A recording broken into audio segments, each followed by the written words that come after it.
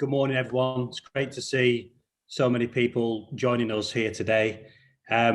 Reflecting just yesterday, given that it's the budget day today, that we're probably now a good 12 months into this new situation, no longer new, of course, and it sort of made me reflect really about the piece that we've heard quite often about how we're all in the same storm, but everybody's in different boats. So we're very mindful in BECBC of the different ways in which this pandemic has affected all our different members. You know, for reasons not of some businesses are making, have literally had to shut up shop, to those that have been able to continue operating, to those that have actually flourished just because, as in any situation, you know, it's created new opportunities for different businesses. So I just wanted to reflect on that and just say, from a BECBC perspective, you know, we're right behind you all, trying to do all the very best that we can to help different businesses through this tough time, which is a nice segue to welcoming our speakers this morning from RWM, from the Collective Impact Consortium, and not least from Sellafield Limited, who I think deserve a real big up when you think managing an organisation and a mission such as Sellafield, what they've actually had to do to sort of turn their boat around, or pivot as it were, given the impact of the pandemic, and what they've been able to do to help sustain the supply chain. So I guess on behalf of our members in the supply chain and those that have benefited from that, a big thank you to Sellafield. A quick one of looking forward as well. Obviously, as I mentioned before, we've got the budget today. We've had an immensely successful vaccine rollout, which I don't know about different people on this call, but it really gives me hope moving forward of the doors opening, of the roadmap, and a real road to recovery and growth for businesses. So feeling optimistic today, recognizing though we're still in the storm, but really looking forward to opening up the doors and new opportunities. And with that, I'll hand over to Martin Chown, CEO of Sellafield. Thanks very much, guys.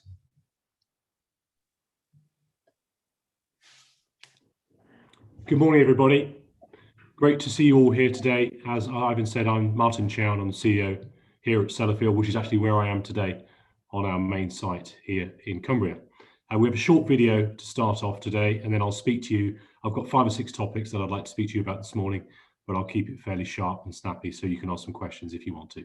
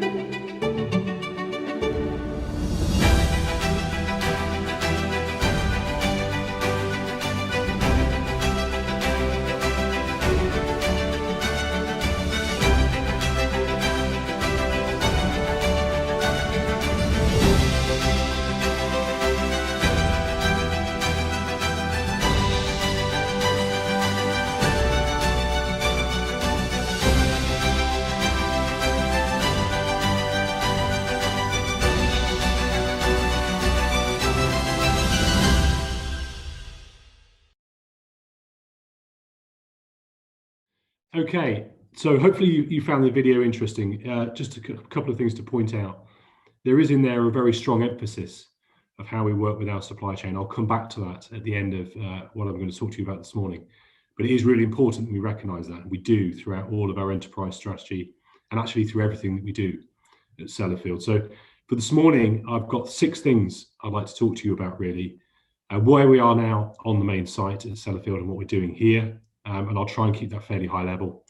What we've done through COVID, and again, that's going to be fairly high level. We could talk about that for a long time, but it's mostly going to be looking forward to where we are. A little bit about the enterprise strategy and what we call our manifesto is the third thing. And then really then talking to you about how we're going to behave in the future. So the fourth and fifth thing are the enterprise strategy, then the manifesto. Fifth thing is really this year. So what we've got on this year. So if you want to get involved, where the work's going to be for the next 12 months and beyond. And then really about the supply chain. So it sounds like a lot, but I'll go through that at a fairly summary level for you. And if you want to know more, then we're always open to have further conversations. So first of all, I've been at Sellafield now for 5 years nearly, but I've been CEO for 1 year. So I started as CEO on the 1st of February last year, and I had a plan about how I was going to launch the first 100 days. And then on kind of day 30, that kind of started to dissipate, and then I had to think of something else to do because we were faced with a global pandemic. And one of my first tasks of being the CEO at Sellafield was to close the site down. And that certainly wasn't kind of in my ambition for the first 100 days. But nonetheless, some of these difficult circumstances have led us through to how we run the company and what we do now. And actually, it's challenged us. And in many ways, we're stronger than we were at the start of the pandemic. But I'll come on to some of that. So the site at the minute, I mean, last year, given everything that we've had an outstanding year. And I'm really delighted to say that. So we've maintained all the fuel receipts at Sellafield, a big part of how the country works and the national fuel cycle. I've been with the teams that manage that area of the business, and it's outstanding the work they did all throughout the pandemic. They've been there 24/7. We've repackaged a lot of nuclear material during site, and actually, interestingly, even on our pre-COVID targets, we're definitely going to hit our good target for that. We might hit our excellent target, depending on how we run in the last month. So some things at Sellafield have gone back, but not all actually. And we've maintained some of the strong progress that we started and even hitting some good or excellent targets. Major projects have been impacted, but we are back up and running. And they were some of the first sites to come back up because it's easier to work out in a large construction site. So BECBC was actually the first project that we started back up. All the projects are running successfully now. And that pipeline that was in the video is at least £7.5 billion of major projects, but it's probably a lot more. If we did a reforecast of it now, I expect we'd be over 10. So we are one of the largest construction sites in the UK, and we sit at the top table of construction with people like HS2, Thames Tideway, and others. So we are a very, very large construction site, and I'll come on to that in a bit about future priorities. SRP, which is a repackaging plant right at the start of the main site, and SCP are two big, very big projects. They're over £1 billion each, and they're up and running and successful now. So I drive past them all the time, and I've been on site with both of those projects. We completed all of our concrete pour for SRP, which was about 15 pours. And in the same week, we started our first concrete pouring for the base slab on SCP. So they really are, in the ground with teams of people working on them now. We'll then look at what we're doing about remediation. There's something at Sellafield called the silos. If you're not familiar with us, we have 2 very large silos, and we want to empty those. To do that, we've installed some very large machines at the top of the silos. And even in the last couple of months, we've moved those machines across the silos. And that's the first time we've done it. That doesn't sound like a monumental achievement, but that's taken many, many years to get there. Those machines are 450 tons each, to give you an idea of the scale. And we've moved them across the top of those silos, which were built, decades ago. So getting ready for the start of bulk retrievals at Sellafield, which has been a wish for many, many years and a mission for us for many, many years. And we're finally almost there. A couple of things that don't really hit the headlines for Sellafield, but are nonetheless important. We've got something called highly active liquor at Sellafield, and we've got tanks of it that we manage, and it's a part of our ongoing mission. We're at the lowest levels of those, and it's nothing to do with COVID, it's to do with the work we've done. We're at the lowest levels of those since 1984. So significant progress there. And that's a real big, that has bigger effects for Sellafield about how we manage our site and what we do. So really important parts of remediation. For those of you who drive past the site, or have seen the site, or been on site indeed, we have very large stacks. We have 7 former reactors on site, none of which are operational, I hasten to add. But there's some very large chimneys on site. They're coming down day by day, and the skyline on site is changing. As it's changing, we're putting up 7 tower cranes. We have 2 up at the moment, and we'll have 7 up by Easter. So I guess it's a symbol of, you know, the past of Sellafield being decommissioned and coming down in terms of the stacks that you can see for a long way away, and then 7 very large tower cranes going up in addition to the others that we already have on site, signalling the very strong future that we have, and it's there for everybody to see. Every worker, every supply chain member can see those every day, and it just looks and feels different. Coming onto site this morning, I couldn't drive into the normal way I come onto site.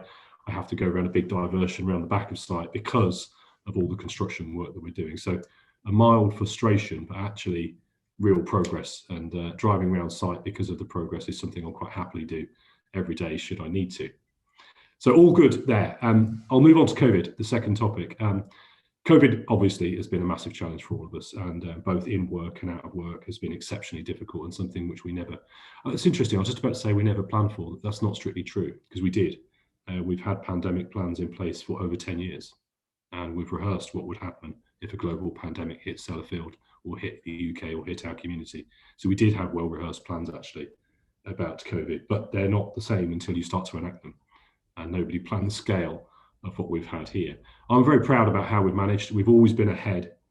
Sometimes we've been just ahead, you know, days or a week ahead. Sometimes we've been a long way ahead, but we've always been ahead, and that's as good as you can do when you're not in these unprecedented times that we've had. So well done to you all for all the work that you've done and for the help you've given us to support our organisation.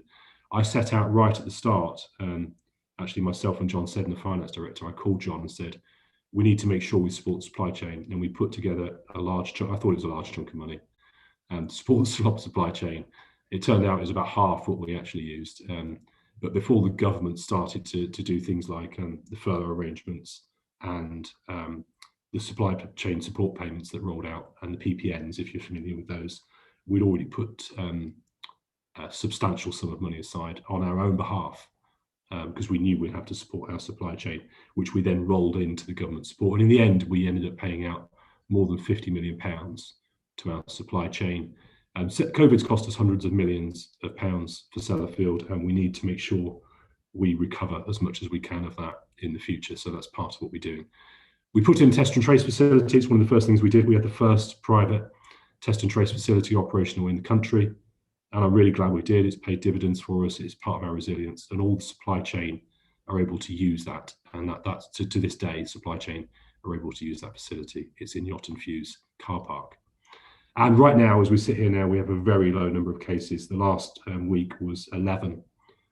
So we're in a fairly stable position from COVID, which I'm sure you're all pleased to hear, and I hope you are as well. I'll move on to the enterprise strategy and the manifesto.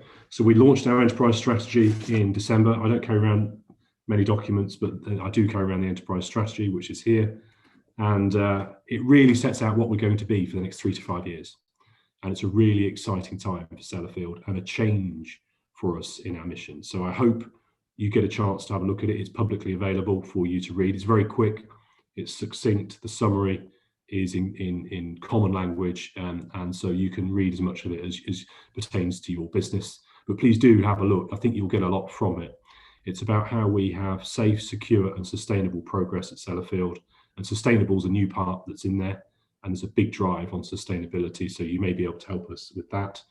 It's about how we drive progress at pace, so it's not about being fast, but it is about driving things forward at pace and getting things done and achieving things, which you could probably tell is part of my mantra as the CEO of Sellafield. And we are adapting more of a production mindset as we go into bulk retrieval. So the site is changing in its culture and its spirit and its mission. And it's also about lifetime value for money. So cost is important, price is important, quality is obviously really important, but we must demonstrate value for money, and we must save as much money as we can. That's not always about buying things cheaper, and I don't use the word cheaper, and I won't have it around my organisation. It's around how we can do more or faster or more at pace. So if we can shave a few years off our mission, that's worth far more to me than trying to save, 2 or 3% or 5% off the things we buy. So mission changes and efficiencies are much more beneficial than price, although price is a factor as well. So that's kind of where we are with that. I'll move on to 4. 4 is the manifesto, and we launched, this was launched actually in September. And again, I carry around the manifesto with me, as well as the site license conditions. They're the 3 things I have on me 24/7. It's a really simple document that sets out who we want to be at Sellafield, how we want to behave. It was created by our workforce. I'd encourage you to have a look at it. It sets out our purpose, which is we are creating a clean and safe environment for future generations. And there's 9 ways that we want to behave in doing that. I'll bring a couple of those out now, but I won't go through it all. One of them is about being kind and respectful. So it's about having an organisation that is genuinely kind to each other and to everyone else in our community, but also respectful of each other and respectful of the differences that we have as people and as individuals as well, and treating people well and treating people, with that respect that they deserve. And it sets out who we want to be, and there's a part in it that says about trust and hold to account. And I believe that's true for everybody. So we want to trust people more and allow people the space to do their work. But there's a second part of that, is that we will hold people to account to be able to do that. So that breeds how we're going to work. There's 180 change makers supporting that, all volunteers.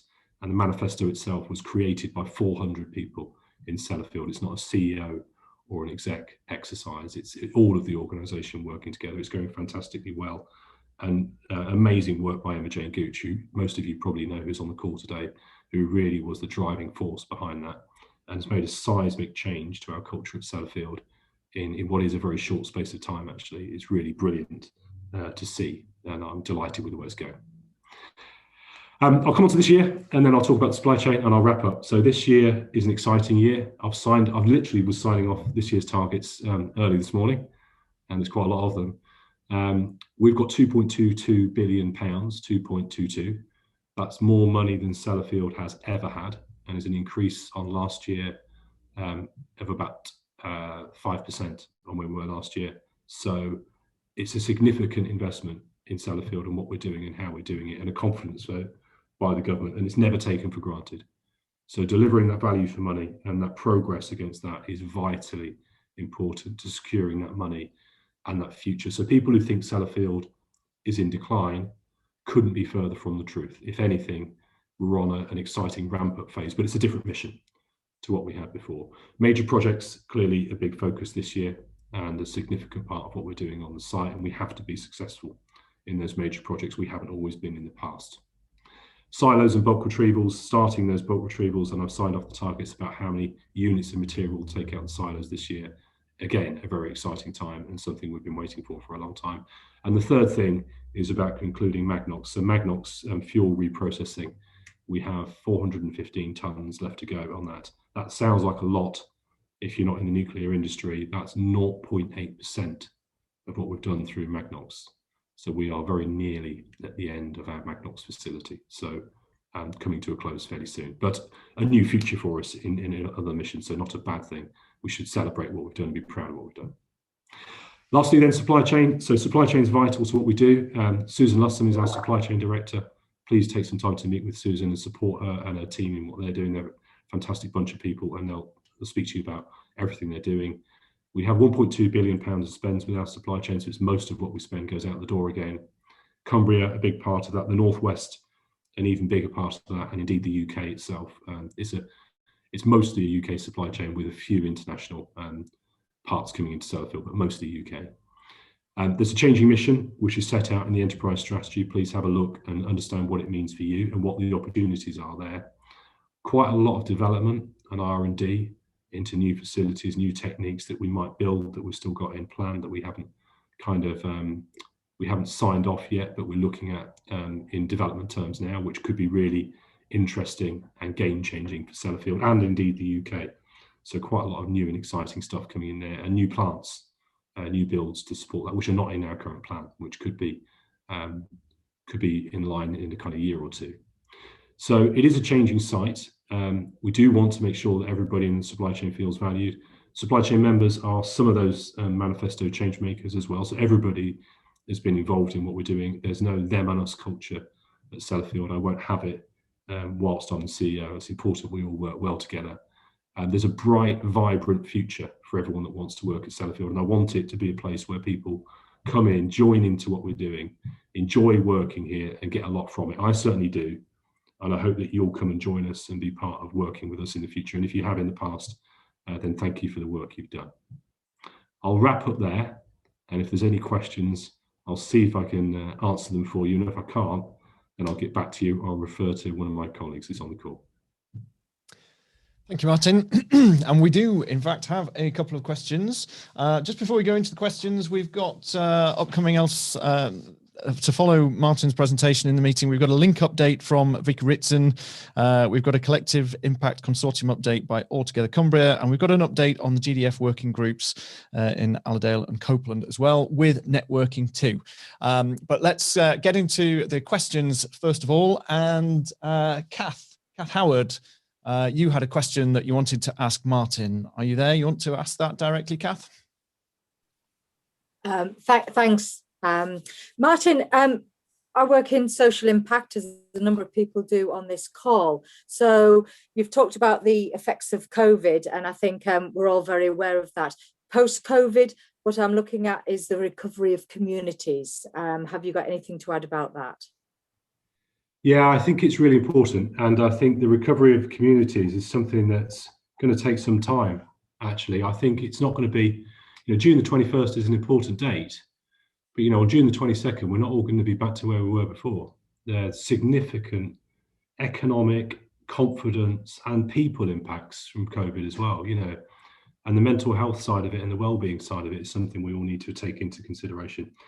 I think we will play a role, well, I know we'll play a role in helping the social impact, and I know that we'll look at how we can support communities more, and not just from our workforce and volunteering, but from actual changes like the bus station in Whitehaven, things we might want to do in other communities in Cumbria and the Northwest, investing in towns, having that impact that we can do by putting hundreds of workforce into areas around Sellafield that then have a positive impact through what they spend in the community and how they work with the community. So there's all sorts of things we do, from direct support, the social impact side, but I think we need to engage with you and perhaps think about how we change that post-COVID. Is there anything, especially for the next 12 months, that would make a bigger and some more significant impact? But I'm also interested in the long term as well. So things we can do now that will help the 3 to 5 years. It'd be great if we can learn from COVID and some of the things we've learned about connecting with each other and how we support each other and how we look after each other, and build that into how we act for many, many years to come. So if you've got any ideas, then I'd love to hear from you, or drop me a line or send me an email, and we can engage in terms of how we support. Brilliant. Thank you, Martin. Yeah, I think there's a group of us who would love to take up that offer. Great. Thanks, Kath. Thank you both. William Roberts, you also have submitted a question. Are you there, William? Do you want to unmute your mic and put that to Martin?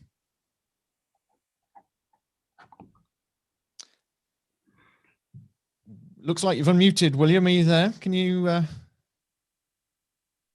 No, maybe not. It looks like maybe just lost the connection, or there's perhaps an issue with your microphone. I'll ask the question because I've got it here. He asked the question from the point of view of Infinite Power, and he talks about Infinite Power's innovative semiconductors were highlighted in the Daily Telegraph as a way to close the energy gap. How can we attract more international venture capital providers to the cluster of innovation that exists within and around Sellafield?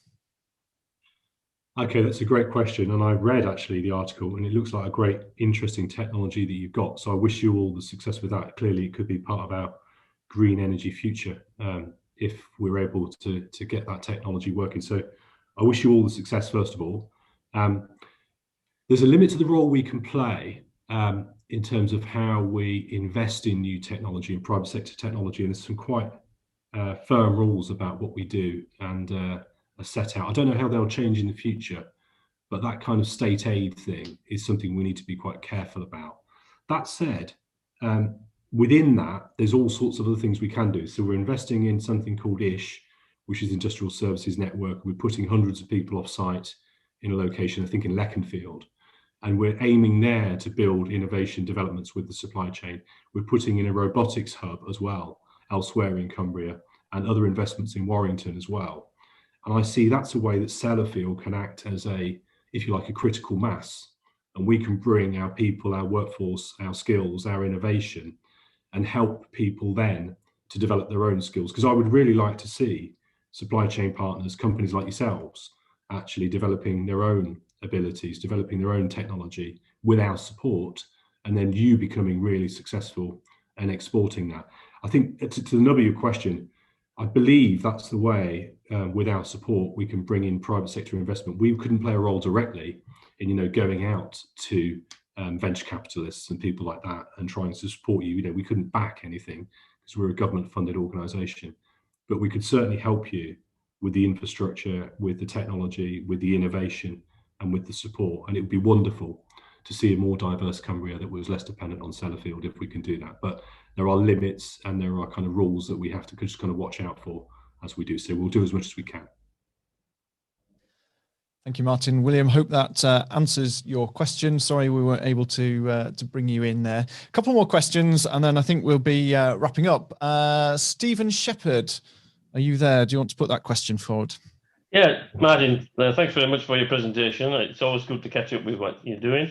But I was actually trying to issue an appeal really on behalf of local SMEs, that's in manufacturing, and asking if the Sellafield tier 1s and tier 2s can actually bring work opportunities that are planned for the future forward, just so that these SMEs are be around to support you in the future.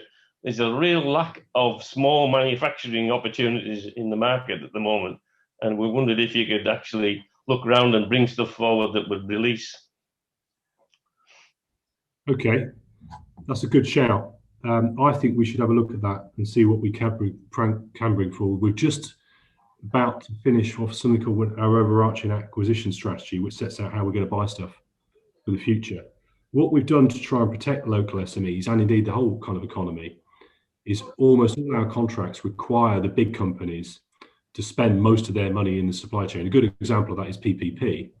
So we could have let PPP to 4 big organisations and they self-deliver all the work. The money goes back to their headquarters in London or wherever they are. And the choice we made with that is we put it in so they must subcontract at least 70% of the work. They can only self-deliver 30%. We did that deliberately so that they can invest in the supply chain, support SMEs, and our SME spend is the best in the whole of the NDA group, and we've been driving that for years. I think we're about 32% last year of SMEs.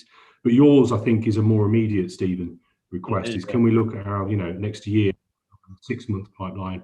Is there stuff in there we need made for the future we could bring forward to protect the kind of local economy in a quicker way and take some action now? So I'll take that back, but I think that's a valid. I'm also working with with some local SMEs trying to put a tidal trial out in the sea, and if that's something that would be quite good at the Sellafield, I think we only need 35,000 to do a feasibility study, and then we maybe need 100,000 to do the first trial. But there's a potential out there before, if we can beat others to it, it will be good, especially using local SMEs. Thank you, Stephen. John Berry, did you want to chip in there? Yeah, thanks, Andrew. Just to add, Stephen, I know we've had conversations on this, but the plan is for those local manufacturing companies that we revive our trade missions that we did a couple of years ago, and we take some of our tier 2s virtually initially to some of those manufacturing companies, but to do 2 things. One, to show off, what the SME community locally can do in manufacturing, but also to encourage our tier 2s to share where the opportunities are that are coming out over the next 6-12 months, so that there's almost a matchmaking service there, and we'll make sure that we include PPP on that. So we've got plans in place to be able to respond to some of those concerns that you've had, Stephen. Okay, Thank you both. We have just 2 more questions, so no further questions in the chat. Unfortunately, we'll be out of time. But Diane Richardson, are you there? Do you want to put your question forward to Martin? Morning, Martin. I bet you thought you got away with it then. I wasn't going to ask a question, but you wouldn't really have believed that, would you, of me? We've got our first cohort of PPP interns, which is a scheme about opening up opportunities within Sellafield and within nuclear to locals. We've got them along with us today as guests, and I just wondered if you had any advice for people setting out on their career in nuclear and at Sellafield.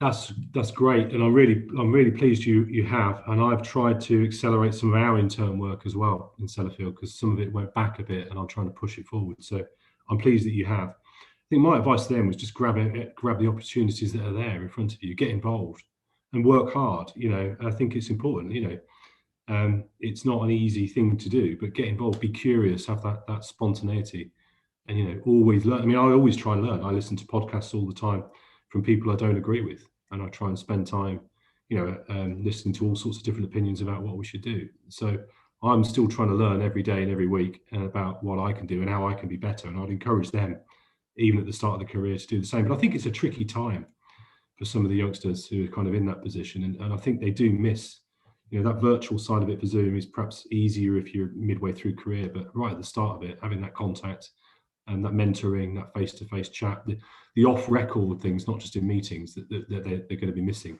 I think must be a tricky time. So we need to support them as much as we can. But it's great to see you, Diane. I'm glad you're doing that. Thanks, that's great advice, Martin. Be curious, absolutely. Thank you both. We've got an anonymous question here, actually. What are Martin's views on the proactive efforts made by Sellafield towards encouraging diversity at all levels, especially at the decision-making levels? My views on it is it's absolutely essential. It's part of the manifesto. So part of the manifesto is that we create a bright and vibrant community. And part of that is that we have a very diverse culture at Sellafield. It's something I fundamentally believe in, and it's something I've worked in the past. I've worked at global international companies, and I've seen how diversity adds to the range of thought and to how we can really get things done. So I believe in all forms of diversity, and I'm an active supporter of all of our groups. We have a lot of active groups at Sellafield that support all different types. Some of them are around things like autism, some of them are around the BAME community, others are around the LGB community and all of those type of things. So we have lots of different active groups. They're wonderful people and they support it, and I give them my full support. So I think diversity is something we need to take seriously, and it's something that we can build in. But I do think it requires management action as well. So it's not something we can be passive over, and we do need to think about how we make the right environment. I don't think we'll get more diverse culture in Sellafield and anywhere actually, unless we think about how people are treated and how they're respected. So that be kind and respectful, that perform with passion, pride and pace, and making the right environment is the key to me to having that diverse organisation in the future. It's not just about targets and scores and recording things. It's about how we drive, how we make the right environment that will make it thrive is really the bigger picture. But as you could probably tell, practically and from a leadership point of view, I'm a very strong believer in it. Okay, we have just had one more question, Martin, if you're okay, just for one final question. We've drawn the line there, but it's back to Kath. You've put another question in. Yeah, sorry about that. Martin, what I was thinking was that the LEP are currently looking at skills gaps. They're going to be doing a research piece and translating it in that's going to be useful for companies and colleges going forward and schools. So I think Sellafield plays a big part in that. So what can Sellafield do to help us all understand what your needs are in terms of skills sets going forward, so that we can actually help young people and returners to workplace to actually pick up some of those skills or make sure they're best placed to take those opportunities up? So yeah, there's a lot we could do. So I would start off with the enterprise strategy, and therefore from there you'll see the kind of work we're doing. Already some organisations have picked up about the massive increase in construction work, and there's a massive skills gap there. I'm trying to make sure we insulate ourselves from that, and we've trained, I think we did 4,000 through our project academy, and that's open to everyone in the supply chain as well. some of my colleagues could help you to join the Project Academy. So sometimes we'll take a big move like the Project Academy, other times we'll do more about going into schools and speaking about the future. We've done our own capability map about the skills that we need as an organisation for the future. And I wonder if there's something more we could do there to share that so you could see where we're going, and then that'll help for people to see what kind of careers are going to be there for the future. But it will be different. So I think the question is important. I think it's important to understand that, because some of the skills will be the same as they have been, but there'll be quite a lot of new skills that we need for the next 5, 10, 15, 20 years. So now is a good time to do that, and it's important that we do it. Thank you. All right, thank you very much, Martin. Very much appreciate your time. We will let you go there. I'm sure everyone will appreciate you taking the time to answer their questions too. And as ever, we're always grateful for you giving time to the cluster and members. So much appreciated. Thank you. Well done. Thanks to everyone for joining this morning. I hope you found it useful. See you all soon. Cheers. Take care. Bye-bye. Okay, so we will move on. And next up on our agenda is going to be Vicky Ritson from Inspira, who is going to give us a bit of an update on the LINK project. So I'm going to put your slides up, Vicky, but if you're there, we'll pass over to you. Thanks, Andrew. It's a bit scary following that, but I'll give it a good go. I think obviously Martin finished on a note about the importance of supporting our future workforce, which is really pertinent to the link and what we're trying to do there. So the work has been continuing, and I'm going to give you a little update on what's been happening and what's coming up soon. Yeah, so this really encapsulates everything I want to talk about today. It's just a quick update. We're really busy at the link at the moment. We've been working really hard with Year 11 students, those who will need to transition in September, and those who have missed quite a bit, obviously, in the last 12 months. Our transition series has been well received. We've got schools taking part all over the county, which is really good. And we're doing some work with the Shadow Board next week. Obviously, they have their App Fit series, which was a live face-to-face event last year, but can't be this year. So they're hosting a live chat for students next week. And we're pleased to be incorporating them into that transition series. So that's coming up soon. I talked a little bit last time about how we are across the whole county now, how the link covers schools across the whole of Cumbria. And I wanted to just touch upon how things are rolling out with that at the moment. It's working really well. So I've got a picture there of a bowl of muesli. You'd be thinking, what's that doing there? But we had a request from a school, from Beacon Hill School, actually, in Inspira. They wanted to do a little project, a cross-curricular project on designing a nutrition bar. And they said, have you got an employer who might help us with that a little bit, do a little introduction at the beginning and judge our nutrition bars? And so I was able to pick up a company, Lakeland Muse, they're called. They make their own muesli, but they're based in the Carlisle area. So we're able to work with my opposite number in Carlisle to bring that organisation to the table and match them with Beacon Hill, which has been marvellous, really well received, and what a great match, which we couldn't have made, if we didn't have that wider reach now.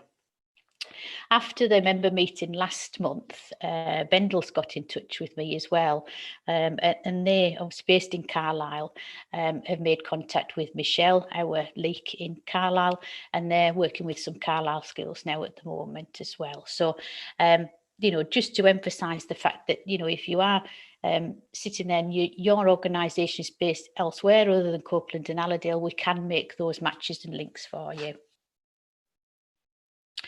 So schools are, you won't have escaped your notice that students will be back next week, which is great news for us and the work that we're doing. I think that in the coming weeks and in the run up to Easter, the main focus will be on settling those students back in. But I anticipate that after Easter, we're going to have lots to do. There will be increased demand for our activities and our support. And that's where I'll really need the volunteers to come back and help us out. Not that they haven't been already, of course you have. So this month's ask really is just to say that that's coming. Please register your interest if you'd like to help us out, if you haven't already, so that we can keep you informed as those fresh requests come in, and make sure that all those students, whether it be year 11, year 13, whatever year group, get what they need in the run up to the summer. So I'm looking forward to being super busy once we get past Easter. This is just to remind you of all the area leagues. Myself and my colleagues, we're all ready and available to have a chat with you about whatever you might want to offer to schools. Thank you very much. All right, thank you very much, Vicky. It looks like our last speaker for the GDF slot has just settled in or just entered the room. So just while we think about moving on to the next bits, just wanted to remind you about the chat. I'm sure you don't need a reminder, but a little tip, there's a 3 dotted icon in the lower right hand corner, and that allows you to save the chat, because there's been quite a lot of discussion in there. And obviously if people have shared contact details, once the meeting closes, that will be gone. Technically, we'll have a copy of it because we've recorded the session, but it can just be easier for you to download the chat yourself, and then you'll be able to look back up any of the comments, discussion, or contact details that might be relevant for you. So moving on, we have a quick update on the Collective Impact Consortium from Altogether Cumbria. So Charlotte, I believe you're going to speak on this one. I'll just get your slide up. Thank you. Okay, so over to you, Charlotte. Hi everyone, I'm Charlotte Kelly and I'm here today from the Collective Impact Consortium. A bit of background, we're a group of organisations based in Cumbria who've came together to look at the topic of developing a self-sufficient workforce for Cumbria by 2040. To name just a handful of participants, we've got the likes of Altogether Cumbria, Morgan Sindall, Sunbelt Rentals, Shelling Point, the iOS specialist, the list goes on. But we're all coming together to look at this topic of developing a self-sufficient workforce. We're currently in the very early stages of the topic and the process, and we're going through a consultation period where we want to engage stakeholders and as many people as we can to generate opinions and ideas around this topic. Eventually, we're looking to start a steering group that'll develop projects towards the topic, and also look at physical aspects of it as well, like a facilities centre and a skills centre based in Cumbria. Like I said, that's very far in the future. We're at the very early stages of the process right now. And thanks to Shelling Point, the consultation period that we're going to have is very innovative, it's very cutting edge, and it's something called an alignment cycle that is run by Shelling Point. There may be a few of you on the call who have attended the introduction to the alignment cycle and who have received instructions and an invitation to take part. If you have and you haven't yet filled out those details, please do. We want to capture as much of your opinions and ideas as possible, because it'll really help us in developing the consultation package and looking at where our alignment is best placed. If this is something that's totally new to you, you haven't heard anything about it at all, you can scan the QR code on the screen now. It'll take you to a sign up page with a bit more information. But I just want to stress that it's not necessarily about involvement in the project. It's not necessarily about, you know, what you can commit to right now. It is just about sharing those opinions on the topic of developing a self-sufficient workforce for Cumbria. If it's something that you have lots of opinions of, good or bad, I mean, there's no such thing, the more opinionated you are in this process, the better. But if that sounds like you and something that you'd be interested in contributing to, please sign up, scan the QR code, put your details in, and we can provide as much background information as you need to take part in the process, and you'll be no further behind than anyone who's been in it from day one. But yeah, that's all from me. It was only a quick update. Hopefully all the information's there if you're looking to get involved. And if there's any questions, I'm happy to answer them in the chat, or you can use the contact details from the QR code to get in touch.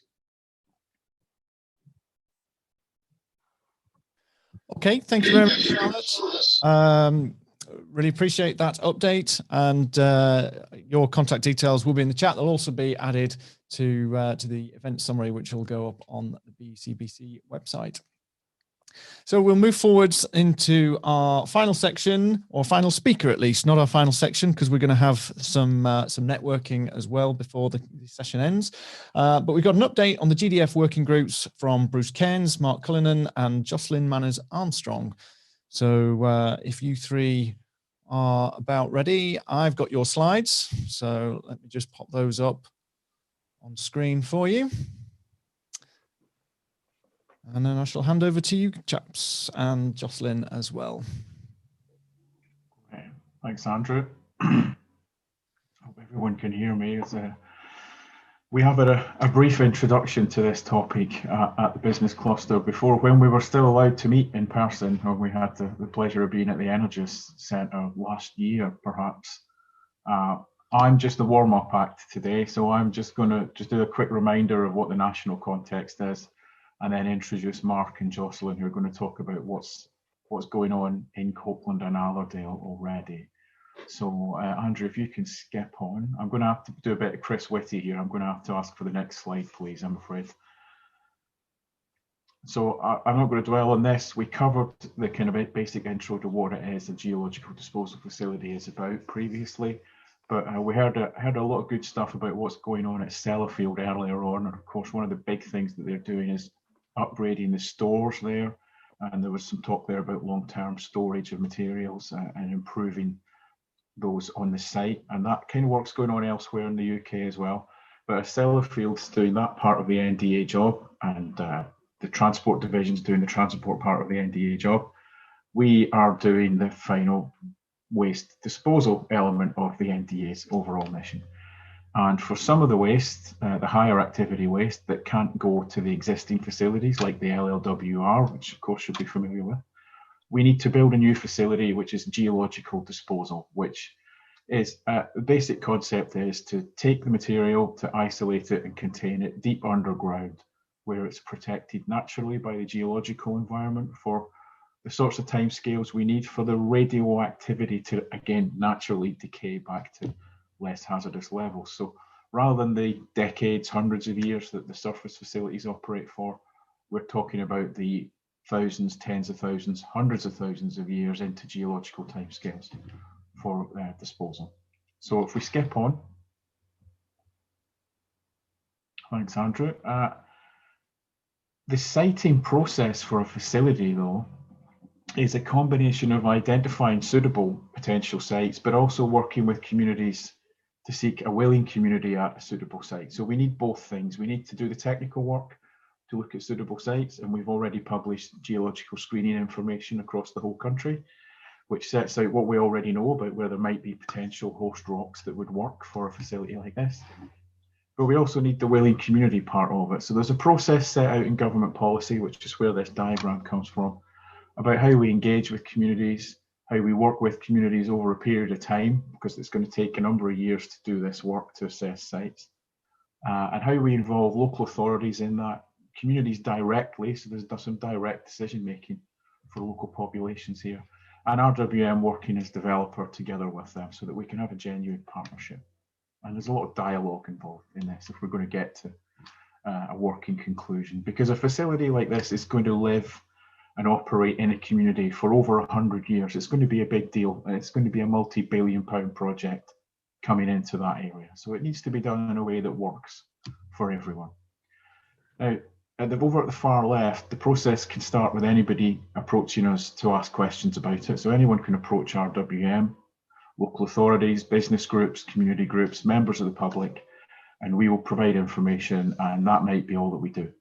But in some cases, those interested parties might think this is something that could be of wider interest in their community. And if that's the case, RWM will do a little bit of early work based on existing information to do an initial evaluation. And we've done that around Copeland and Allerdale already. And the interested parties there decided that they thought this should be opened up for broader discussion. So if that's the case, we get into the second part of that diagram, which is a working group, forming groups to engage with the public, introduce the topic, start to engage with people, identify potentially an area that we could be talking about in future. So what sort of area would we be looking at if this was going to be a conversation here? And who might then need to be on a community partnership that would endure to take that forward? The local authorities, principal local authorities, so in Cumbria that's county and district, need to be invited and engaged at this point, but they don't actually need to join that working group. They can take a step back and just see how the conversation develops before they make decisions. But to form a community partnership, we need to have at least one principal local authority relevant to that area on board, so either the districts or the counties or both. And it's that community partnership that's then the enduring thing that works through the siting process with RWM. It will be administering community investment funding, so projects in the community can bid into £1 million a year, going up to 2.5 if we start doing physical site investigations, drilling boreholes. That partnership's also going to have a really interesting role in building a community vision for the long term. So what do people want this community to look like in 50 years, in 100 years? Does a project like this play a part in that? What additional investment might need to come with this project to help deliver that vision? Because the government is also committed to providing significant additional investment into the communities that host this facility. And it says along the bottom there, right of withdrawal, test of public support. So that's really important as well, that communities can withdraw from this process at any point. And throughout the life of the partnership, that is a decision that lies in the hands of the principal local authorities. They can choose to withdraw from the process. They can choose to consult with people about that, or they can choose to just unilaterally withdraw. But what they can't do is give consent at the end on behalf of the community. That is a decision that has to be taken directly through what's called the test of public support in a community around a site that's been identified by that point. So there's going to be huge amounts of discussion and dialogue, lots of opportunity for questions to be answered as we move through that. And what has happened at the moment is we have the first working groups that have formed. So way back into that second step there, and they've got this job of opening up the engagement, so starting the discussion, identifying areas that could be taken forward by partnership, and identifying who might need to be on that partnership to get it started. Of course, partnerships can evolve over time, but that's what the working groups that have been established are doing at the moment. And if we skip forward, Andrew, this is taken from a bigger slide pack. So normally there's about 6 or 7 slides that set out each of those different elements of that graphic. I've just included the working group one for reference here. So that's there for reference afterwards. But if we skip on again, Andrew, I'm just going to use this slide to introduce Mark and Jocelyn. So the first working group formed was the Copeland one before Christmas, and the Allerdale one was formed in January, just after we got back from the holidays. And these are the areas that they have started with from the outset. The district local authorities are already on board on both working groups. So Copeland are working as part of the Copeland working group. Allerdale are working as part of the Allerdale working group. And those groups had already stated from the outset that they wanted to exclude the national park area from consideration. So what we can see here is the areas that they're thinking about, that they're talking about, are in Copeland, inside those green lines, the thick green lines, so just the parts of the district that are outside the national park, and similarly on the Allerdale map, the area within the thick green lines outside the national park. And the dotted area off the coast is there because The facility can also be built in such a way that it extends, once it's at depth, so between 200 and 1,000 metres underground, that can extend out beyond the coastline if that's where suitable geology runs. So that's the UK territorial limit that's marked there.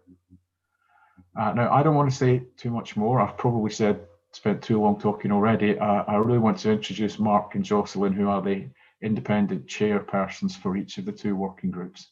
And I think we've got Mark up first. So if Andrew skips ahead, I think Mark could step in now and take over. Thank you very much for that introduction, Bruce, and a really good overview there. One of the things that Bruce mentioned in terms of what's really important is engaging with the local populations. And this first slide is a screenshot of our virtual exhibition. I'm particularly pleased that during the pandemic, we've had the opportunity to develop a virtual exhibition, and it's set in a virtual community hall. And it provides a great deal of information about GDF, and so it's easily accessible, and it's something that I would encourage everybody to visit. And after you've visited, then please tell us what you think about it, what we could do more of, how we could do things differently. And of course, as the pandemic begins to, or lockdown begins to ease, we do intend to be out and about in person too, but in the meantime, this virtual exhibition is really good given the circumstances. Can we move on to the second slide now, please? Thank you. This second slide just shows the members of our working group, including myself as independent chair and our independent facilitator. And the policy is very clear that we do need to have an independent chair and an independent facilitator. And that's seen as being really important in terms of giving confidence to the local population about how we engage and work together. The slide also includes the 4 interested parties, and Bruce did describe the role of the interested parties. And these are the 4 who have kicked off the GDF conversation in Copeland. You'll also see from the list that we have 4 representatives from RWM. Although I think it is worth mentioning that we have access to a wider selection of expertise from RWM. And that's been really helpful for us in terms of the work that we've done so far. Can I go on to the third slide, please? Thank you. So this third slide shows the current activities in the left-hand box. And what we've done is that we've managed to get together 3 separate work streams, which are focusing on the 3 main activities that the working group is required to complete. So first and foremost, engaging with the community. Secondly, within the Copeland borough area, minus the national park, also including the offshore area, the areas where we will be able to identify search areas which show potential for a GDF, and then if we get to that stage, identify members for a community partnership who will be representing those the 1 or 2 search areas that we come up with. We've been going since before Christmas, so we now have 4 newsletters that we've managed to publish and are available.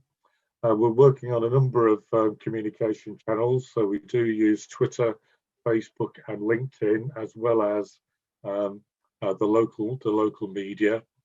And I've already given a plug to the virtual exhibition, which, as I say, we were really pleased to launch that.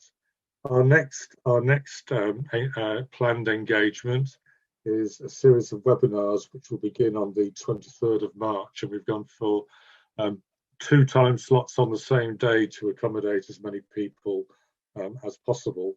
And we're also we've got a number of digital and print adverts that link it all together. So I'm happy to stop at that point. I think there will be a chance for questions later, and I think it's now Jocelyn's turn. Thank you, Jocelyn. Hello, everybody. Well, there's not really that much more for me to say, is there? Because Bruce and Mark have done such a good job of explaining the background. I'll just explain a little bit about how the Allerdale group is different. We are a smaller group to start with. The members include Allerdale Borough Council, but they're not an interested party. They're a member that is getting involved in order to represent the interests of the local community and to make sure that they're informed about what's going on. Generate North is also an interested party in our working group, as well as being an interested party in the Copeland working group, but they're the one interested party in our group. We don't have 4, so we're quite small. Radioactive Waste Management, RWM, is the other member.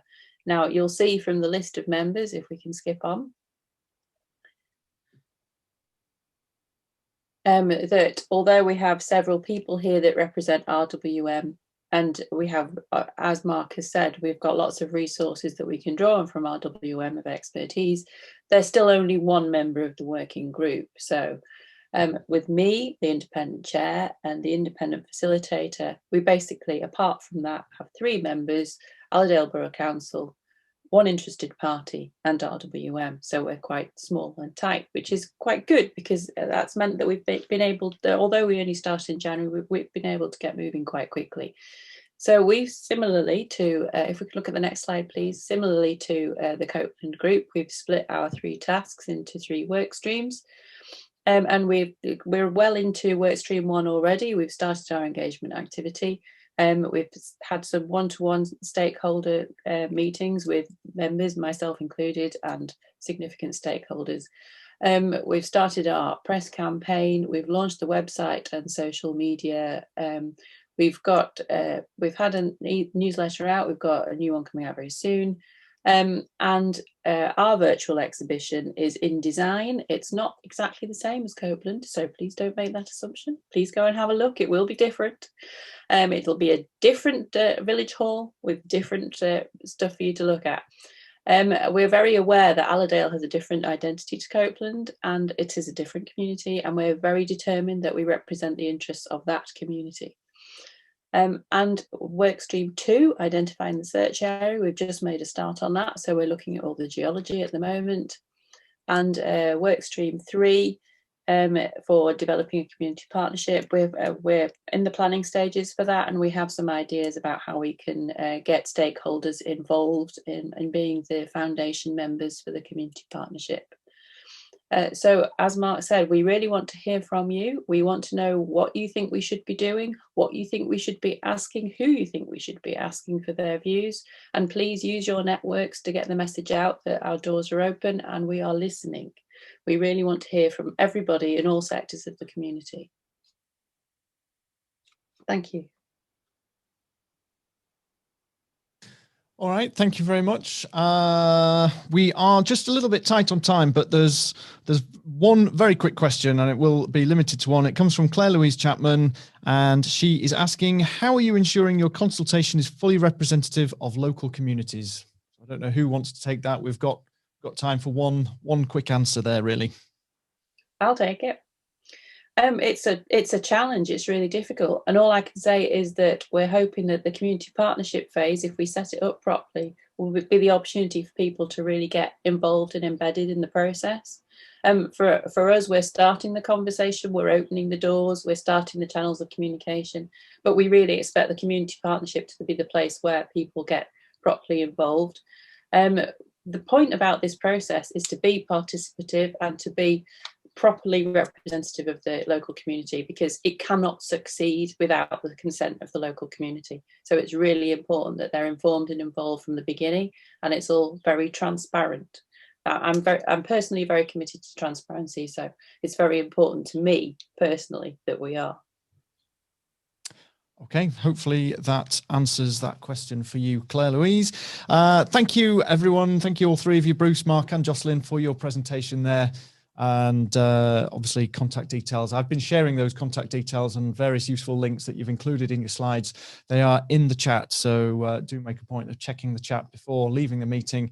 Like I said earlier, you can actually download the transcript from the chat as well by hitting the 3 dotted icon in the chat window. Thanks, Andrew. Appreciate that, and thank you to everybody that's stayed in the end meeting. We still almost got half of the attendees that we had at the start, which is great. We understand not everybody is able to make the full meeting. I just wanted to make a quick point, really, which is from the beginning of the pandemic, I think that between John and Hazel and others that support, we've managed to either stay with the game or just about stay ahead of the game in terms of being able to deliver for members. If in terms of coming into these digital environments and trying to add support, and as we, and I'm saying this with the greatest amount of optimism, as we start to see the doors open moving forward, we're going to continue to find ways of engaging and stay ahead of the game. That's going to be hybrid type events, all being well, and then whatever sort of comes after that. And the idea is that we want to keep being relevant to you guys, keep delivering for you guys, keep doing what you need from us. Hopefully, we've learned a lot in these last 12 months that adds value, that sort of keeps people engaged with us, like Catherine that I've seen, who is now located in the south but still joining meetings. Would that have been possible in a sort of pre-pandemic? Probably not. So that's something that we're going to keep doing. And yes, hopefully we keep providing what you need, and we remain a strong cluster moving forward. And with that, just want to wish everybody well. Hope everybody's keeping well and safe, and look forward to seeing some, if not all of you, in person as the months roll by. Great stuff. Thank you, Ivan. So like I said, next meeting, 7th of April. Still getting contact details added into the chat. So do make a point of making a note of those if you can before you disappear. And thank you very much again for your contributions, for staying to the end. Very much appreciated. And hopefully we'll see you at the next event.